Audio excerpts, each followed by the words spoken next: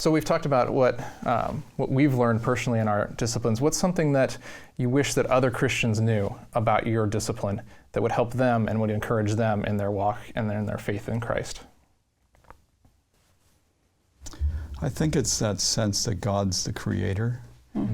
I think if you don't get that first line in the Nicene Creed right, then you just don't have the right perspective as a Christian. You know, oh, I worship somebody, who are they? Well, Jesus, you know, John 1, he's the one who made everything. And that perspective of God as creator, that's what we study in the sciences, is what are the things that God's made, what's his handiwork. So for me, studying science is to get a better appreciation of God.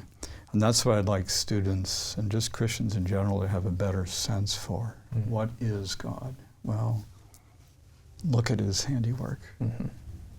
Yeah, and we can see like the Lord's handiwork in everything that we do, even just us as an organism, as human being too, just being made out of genome, which is composed of 4 bases and just 4 letters, and 3 billion of them is what makes us so unique, and everyone's so unique.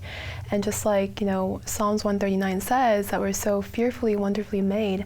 So I think what I really want the Christian community to understand is that we're basically living in God's creation, and just to be able to wonder and just to enjoy what he has done for us, and enjoy the science, and to further our knowledge, ultimately to really reach out to our community in ways of science.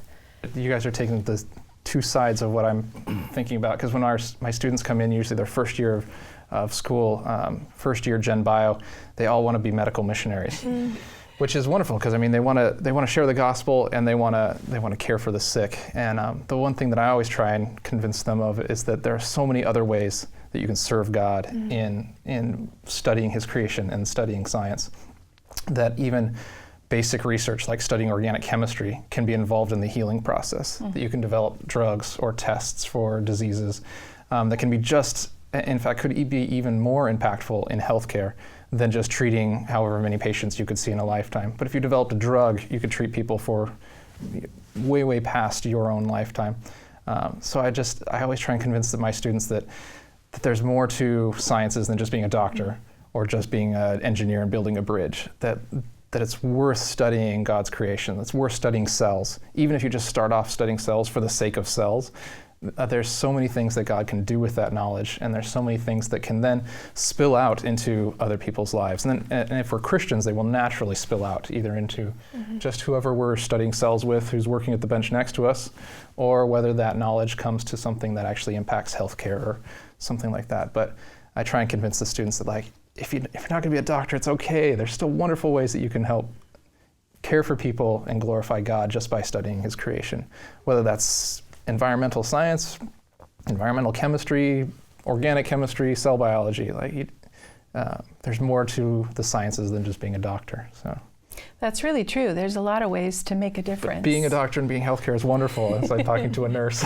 Well, and sometimes my challenge in nursing is to take the highly technical, the very complex, and to try to synthesize and simplify and to put it into words that are communicatable at the bedside or with family members who are grieving or hurting or trying to make sense of whatever is going on within their own bodies or the bodies of their loved ones. And if we stay in the strongly scientific and the molecular and the cellular discussion, we've lost them. So we need to do both. We need to understand it from varying aspects.